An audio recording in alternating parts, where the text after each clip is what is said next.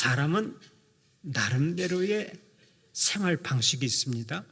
그래서 바꾸기가 쉽지 않습니다. 바지를 입을 때는 꼭 왼쪽 다리부터 끼우면서도 상의를 입을 때는 또 오른팔부터 끼우는 사람이 있습니다. 우리들 가운데는 바지를 좋아하는 사람이 있는가 하면 치마를 좋아하는 사람이 있습니다. 육식을 즐기는 사람이 있는가 하면 채식을 즐기는 사람이 있습니다.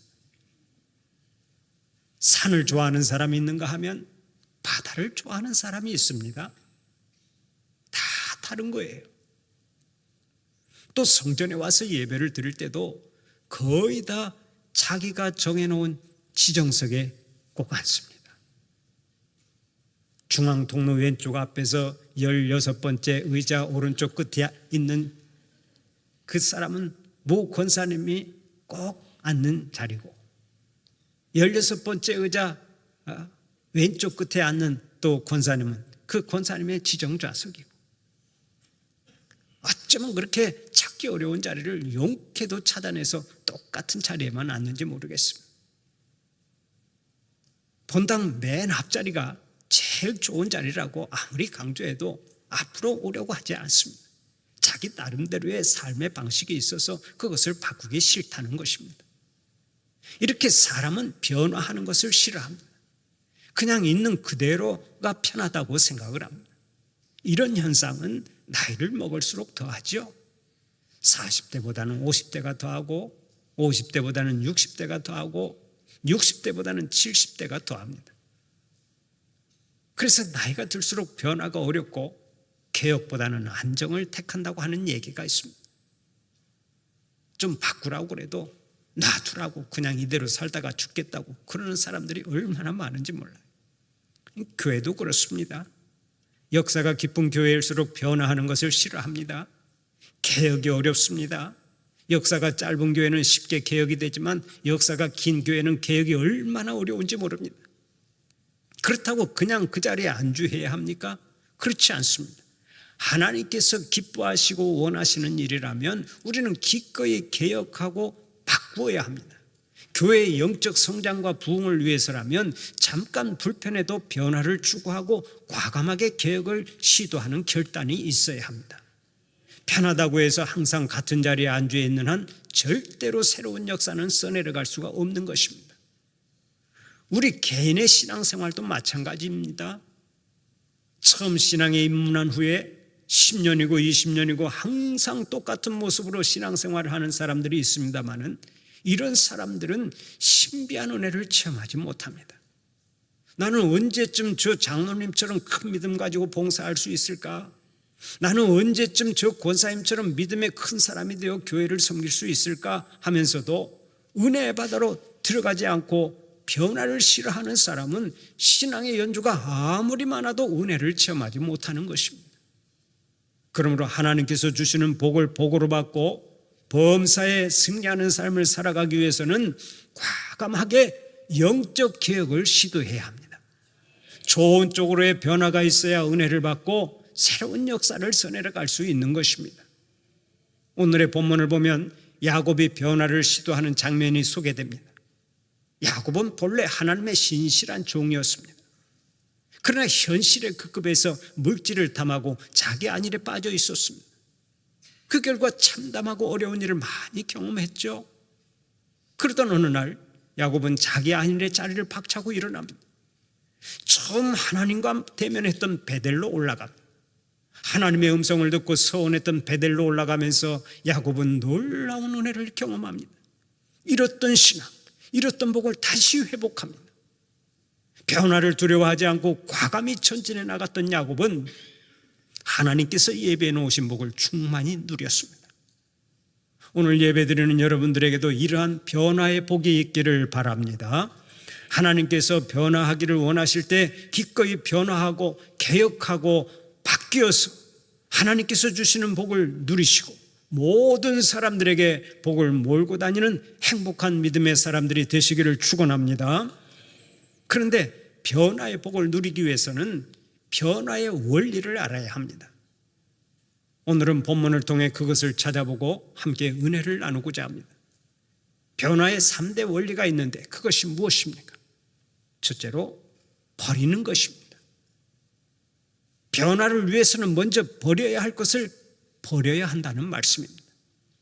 우리가 아는 대로 야곱은 장자권을 빼앗기 위해서 아버지를 속이고 형 에서에게 원한을 샀던 사람이죠. 그 일로 외삼촌 라반의 집으로 도망가 거기서 20년 동안이나 타향살이를 합니다. 그러다가 외삼촌 집을 떠나 형 에서와 화해를 하고 식구들과 더불어 잠시 세겜 땅에 거주하게 되었습니다. 세겜 땅에서 8년을 살았는데 그곳에서 사는 동안 이교 문화와 적당히 타협을 하기 시작했습니다.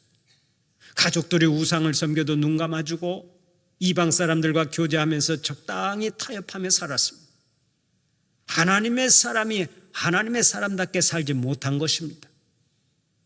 그러다가 야곱은 어느 날 큰 비극을 경험하게 됩니다. 자기의 사랑하는 딸이 세겜 사람에게 성폭행을 당한 것입니다. 그로 인해 자기 아들들이 세겜성의 사람들을 대량으로 살육하는 비극이 일어납니다. 하나님을 떠나 이방인의 땅에 거하던 야곱은 계속해서 못 볼 꼴을 보고 살아야 했습니다. 그때 하나님께서 야곱에게 친히 말씀하셨습니다. 일어나 베델로 올라가서 거기 거주하며 내가 내 형 에서의 낯을 피하여 도망하던 때에 내게 나타났던 하나님께 거기서 제단을 쌓으라. 하나님은 야곱에게 영적 변화를 촉구하신 것입니다. 그러자 야곱이 일어나 가족들에게 명령했습니다. 너희 중에 있는 이방 신상들을 다 버려라. 야곱은 모든 우상을 버리라고 명령을 내렸습니다. 우상을 버려야만 하나님을 온전히 섬길 수 있기 때문에 먼저 각종 신상들부터 버리라고 말한 것입니다. 그 당시 야곱의 집에는 드라빔이라고 하는 우상이 있었습니다. 드라빔은 가족 수호 신상입니다. 야곱의 아내인 라헬이 자기 아버지 라반의 집에서 가지고 온 것이죠. 그것을 알고 있던 야곱이 먼저 우상을 버리라고 했습니다. 그때 야곱의 말을 듣고 식구들이 모든 이방 신상과 귀고리를 내놓았습니다. 야곱은 그것들을 모아 상수리 나무 밑에 묻어버렸습니다. 하나님께 나아가는데 방해가 되는 우상을 깨끗이 청산해버렸는데 바로 거기서부터 새로운 역사가 시작된 것입니다. 어디서든 변화는 버려야 할 것을 버리는 데서부터 시작됩니다. 가지고 있는 우상을 버리지 않으면 변화는 절대로 불가능한 거예요. 한번 생각해 보세요. 알코올 중독자가 새 사람으로 변화되려면 술 먹는 습관을 버려야 되지 않겠습니까? 계속해서 술을 마시면서 새 사람으로 살 수는 없습니다. 과감하게 술 마시는 습관을 버려야 합니다. 완전히 끊어버려야 하는 것입니다. 우상을 섬기는 사람도 마찬가지입니다. 우상이 보이는 우상이든 보이지 않는 우상이든 과감히 청산을 해야만 새로운 역사가 시작되는 것입니다. 여러분이 지금 하나님께 나아가는데 방해가 되는 것이 무엇입니까? 돈에 대한 탐욕입니까? 그렇다면 빨리 그것을 버리세요. 세상 쾌락이 방해가 됩니까? 그렇다면 빨리 세상 쾌락을 버리세요. 술이 방해가 되면 술을 버리고, 도박이 방해가 되면 도박을 버리고, 욕심이 방해가 되면 욕심을 버리고, 교만이 방해가 되면 교만을 버리시기 바랍니다. 하나님 앞에서 우상이 되는 것은 작은 것이라도 다 버려야 새로운 역사가 시작되는 줄 믿으시기 바랍니다. 이사야 55장 7절을 보면 오늘도 이렇게 말씀합니다. 악인은 그의 길을, 불의한 자는 그의 생각을 버리고 여호와께로 돌아오라. 하나님께서 기뻐하시는 길을 가려면 먼저 악의 길을 떠나고 불의한 생각을 버리라고 말씀합니다. 악한 것을 버리지 않고는 하나님께서 예비하신 복을 받을 수가 없기 때문에 그렇습니다. 사랑하는 우리 성도들은 세상의 우상과 세상의 쾌락은 등지고 새로운 역사를 써내려가는 자들이 되시기를 바랍니다. 버려야 할 것을 다 버려서 변화의 복이 여러분 가운데 충만하시기를 축원합니다. 두 번째로 바꾸는 것입니다.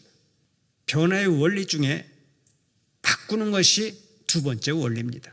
버릴 것을 버렸으면 새로운 것을 취해야 한다는 얘기입니다. 그렇습니다. 우리 속에 더러운 것을 버렸으면 새로운 것으로 채워야 합니다. 만약 버릴 것을 버렸는데 새로운 것을 채우지 않으면 상황은 언제든지 악화될 수가 있는 것입니다. 성경을 보면 이런 비유가 나옵니다. 어떤 사람이 귀신에 들려서 많은 고생을 했습니다. 그러다가 하나님의 은혜로 나음을 입었습니다. 그런데 그 빈 심령에 하늘의 신령한 것들로 채우지를 않았습니다. 그랬더니 쫓겨난 귀신이 자기보다 더 악한 귀신 7을 데리고 들어와 또다시 그 사람을 점령해 버렸습니다. 그래서 처음보다 나중에 더 형편없게 되어버렸습니다. 얼마나 불쌍한 인생입니까? 버릴 것을 버렸으면 이제 좋은 것으로 채워서 삶의 내용이 달라져야 하는 것 아니겠습니까? 좋은 쪽으로 바꾸어져야 돼요. 그래야 인생살이가 복된 인생이 되는 것입니다. 오늘의 본문 2절을 보면 야곱은 가족들에게 이렇게 말합니다. 자신을 정결하게 하고 너희들의 의복을 바꾸어 입으라. 몸과 마음을 정결하게 하고 의복을 바꾸어 입으라는 것입니다. 여기서 의복을 바꾸어 입으라라는 말은 옷을 자주 갈아입으라라는 뜻이 아닙니다. 이 말의 원뜻은 회개를 의미합니다. 과거의 죄악된 생활을 버리고 새롭게 살아라, 삶을 완전히 바꾸라라는 뜻입니다. 여러분, 하나님께서 주시는 복을 원하십니까? 그러면 삶의 태도를 한번 바꿔보세요. 한때 어떤 가수가 나와서 바꿔 하고 노래를 했는데 그 말 그대로 잘못된 것을 한번 바꿔보세요. 매주일 교회에 늦게 나오는 습관을 바꿔보세요. 일찍 나와서 하나님의 은혜를 사모해 보세요. 삶이 달라집니다. 평소에 사용하는 말도 바꿔보세요. 왜 말을 바꾸지 못해서 허구한 날 다른 사람에게 불쾌감을 주고 상처를 주면서 살아갑니까? 말을 아름답게 바꾸면 사는 것이 달라지는 줄 믿으시기 바랍니다. 누구에게나 사랑받고 존경을 받고 사람들이 즐겨 찾아오는 역사가 일어나는 거예요. 이미 여러분에게 선포한 북북교회 10대 행복 언어를 즐겨 사용해 보십시오. 잊어버렸을 것 같아서 이 시간에 다시 한번 복습을 하겠습니다. 한번 따라서 해봅시다. 반갑습니다. 사랑합니다. 감사합니다. 미안합니다. 훌륭하십니다. 수고하십니다. 좋습니다. 한번 해봅시다. 용서하세요. 다 모르고 그랬는걸요 뭐. 아멘입니까? 옆 사람에게 한번 축복하십시다. 반갑습니다. 사랑합니다. 감사합니다. 다 모르고 그랬는걸요 뭐. 여러분이 방금 말씀하신 것이 행복을 창조하는 언어입니다. 이 말씀만 즐겨 사용하면 여러분들은 날마다 행복을 창조하고 이 땅에서부터 천국을 살아가게 될 줄로 믿습니다. 언어를 바꾸세요. 언어를 바꾸면 우리의 삶이 바꿔집니다. 또 성질도 좀 바꿔보세요.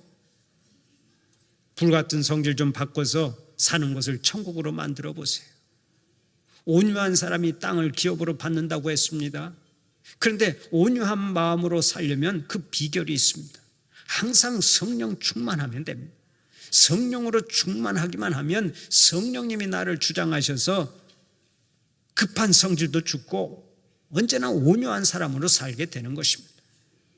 제가 자주 말씀드렸습니다마는 제발 성질 충만하지 마시고 성질 충만한 대신에 성령으로 충만하여 살아가시기를 바랍니다.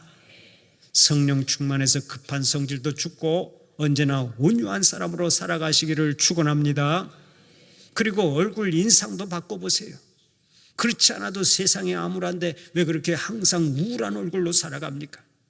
우리는 하늘나라의 대사들입니다. 그리스도의 증인들입니다.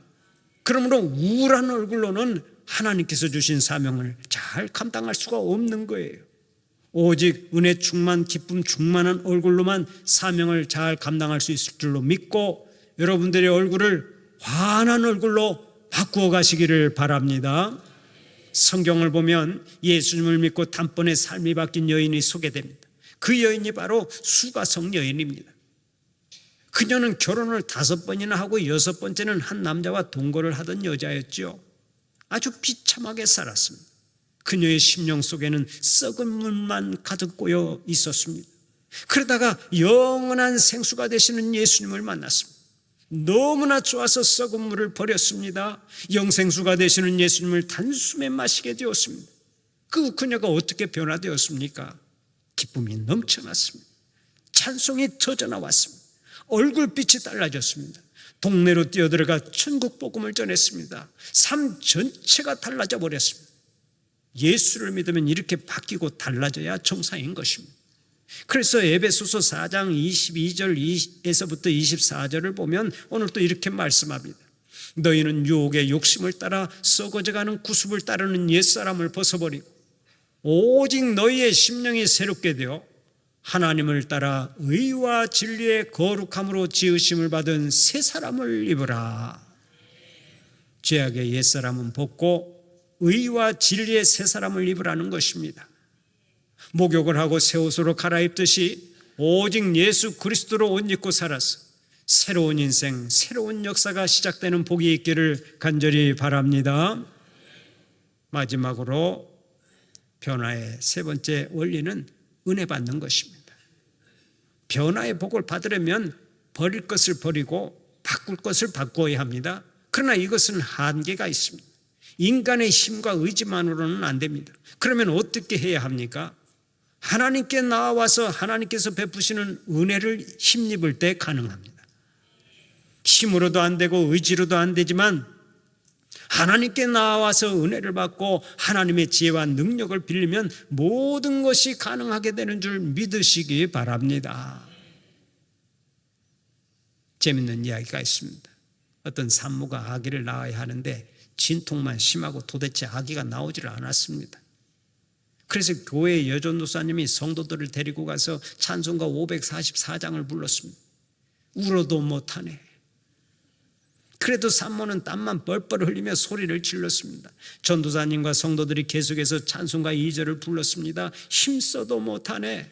그래도 마찬가지였습니다. 그래서 찬송가 3절을 불렀습니다. 참아도 못하네. 역시 마찬가지였습니다. 그래서 찬송가 4절을 힘차게 불렀습니다. 믿으면 되겠네. 주 예수만 믿어서 그 은혜를 힘입고 오직 주께 나가면 영원 삶을 얻네.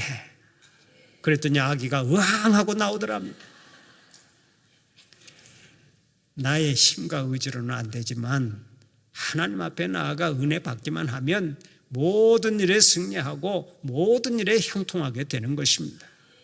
그러므로 우리는 어찌하든지 하나님 앞에 나오는 것을 즐거워해야 합니다. 기뻐해야 한다고요. 아내가 가자니까 그냥 소가 무슨 도살장에 끌려가는 것처럼 확지로 끌려와서 예배드리고 돌아가면 안 돼요. 교회 나올 때는 항상 즐거운 마음으로 나와야 돼요. 교회 나오는 것을 기뻐하는 여러분들이 되시기를 바랍니다. 하나님 앞에 나오는 것을 즐거워하고 기뻐하면 하나님께서 우리에게 말할 수 없는 은혜를 베풀어 주시는 거예요. 하나님께서는 오늘 또 우리에게 은혜 주시고 새롭게 하시려고 친히 말씀하고 계십니다. 오라 너희 모든 목마른 자들아 물로 나오라. 돈 없는 자도 오라. 너희는 와서 사 먹되 돈 없이 값 없이 와서 포도주와 젖을 사라. 여기서 말하는 물과 포도주와 젖은 은혜의 상징입니다. 그러므로 누구든지 하나님 앞에 나오면 은혜를 받는다는 말씀입니다. 그렇습니다. 은혜의 하나님 앞에 나오기만 하면 반드시 은혜를 받습니다. 성경의 인물들을 보세요. 베드로가 주님 앞에서 은혜 받았습니다. 사도 바울이 주님 앞에서 은혜 받았습니다. 마리아가 은혜 받고 맹인 바디메오가 은혜 받았습니다. 모두가 은혜 받고 새롭게 변화되었습니다. 이처럼 주님 앞에 서기만 하면 은혜 받고 은혜 받기만 하면 변화가 시작되는 줄 믿으시기 바랍니다. 그런 의미에서 한번 따라서 해봅시다. 주님 앞에 서면 은혜 받고 변화된다. 주님 앞에 바로 서서 은혜 받고 변화되자. 아멘입니까? 사랑하는 우리 성도들은 주님 앞에 나오는 것을 즐거워하고 나올 때마다 은혜 받고 새롭게 변화되는 역사가 있기를 바랍니다. 오늘의 본문 3절을 보면 야곱이 은혜 받기 위해서 가족들에게 말합니다. 우리가 일어나 베델로 올라가자. 내 환난 날에 내게 응답하시면 내가 가는 길에서 나와 함께 하신 하나님께 내가 거기서 제단을 쌓으려 하노라. 여기서 하나님의 집이라고 하는 뜻을 가진 베델은 야곱이 돌베개를 빼고 자다가 하나님을 만나 장래를 약속받은 곳입니다. 사닥다리 환상을 보고 돌기둥을 세운 후에 기름을 부어 예배드렸던 은혜의 자리입니다. 그러면 오늘의 베델이 어디입니까? 바로 우리가 예배드리는 교회가 오늘의 베델입니다. 그러므로 은혜 받기를 원하는 자는 부지런히 교회에 나와야 합니다. 은혜의 베델인 교회로 올라와야 합니다. 그런데 은혜의 집을 버려두고 오늘 또 세상으로 향하는 자들이 있어서 마음이 안타깝습니다. 목회자는 주일날 교인들이 예배 드리러 오는 것에 신경을 아주 많이 씁니다. 오늘은 비가 오니까 그 창호지 교인은 찢어질까 봐 교회에 오지 않겠구나. 오늘은 날씨가 좋으니까 그 나들이 교인은 또 산으로 가겠구나. 이런 생각을 하다가 예상한 대로 결석자가 많으면 목회자는 우울해지고 성도가 많이 나오면 행복해지는 거예요. 왜 그렇습니까? 바로 이 자리가 은혜의 집이기 때문에 그렇습니다. 예배를 등한히 하지 마세요. 예배를 등한히 하는 자는 반드시 하나님과 멀어지고 믿음이 흔들립니다. 예배가 없습니다. 물을 안 주면 꽃이 시드는 것처럼 예배로 은혜 받지 못하면 영혼이 시들어가는 거예요. 그러므로 예배를 귀하게 여기고 정성을 다해 드려야 합니다. 살아있는 예배를 드리면 하나님의 은혜가 임하고 그때부터 새로운 역사가 시작되는 줄 믿으시기 바랍니다. 야곱을 보세요. 그의 가족들을 이끌고 베델로 올라가서 그가 제단을 쌓았죠. 그때 하나님께서 나타나 야곱에게 말씀하셨습니다. 내 이름이 야곱이지만은 내 이름을 다시는 야곱이라 부르지 않겠고 이스라엘이 내 이름이 되리라. 이것은 야곱이 이스라엘로 변화되었다는 뜻입니다. 야곱은 속이는 자라는 뜻인데 이제는 하나님과 싸워 이겼다라는 뜻의 이스라엘이 된 것입니다. 이것이 얼마나 놀라운 변화입니까? 하나님께 나아가 예배하는 자에게 이러한 은혜, 이러한 변화가 일어나는 것입니다. 물론 변화하는 것이 쉬운 일은 아니죠. 그러나 변화가 어려워도 우리는 어찌하든지 변해야 합니다. 내가 변하지 않으면 신앙의 성장이 없습니다. 내가 변하지 않으면 부부관계가 중단될지 모릅니다. 내가 변하지 않으면 나의 인생이 실패로 끝날지 모릅니다. 변화의 원리는 아주 간단합니다. 먼저 버릴 것을 버리시기 바랍니다. 가시를 뽑아내듯이 못된 것을 과감히 제거해 버리시기를 바랍니다. 그 다음에 바꿔야 합니다. 옷을 갈아입듯이 생각을 바꾸고 말을 바꾸고 잘못된 습관도 바꿔버리시기를 바랍니다. 그리고 은혜 받아야 합니다. 예배를 통해서 하나님께 영광 돌리고 은혜 받고 새 사람으로 변화되어서 변화의 복이 항상 차고 넘쳐나시기를 간절히 축원합니다.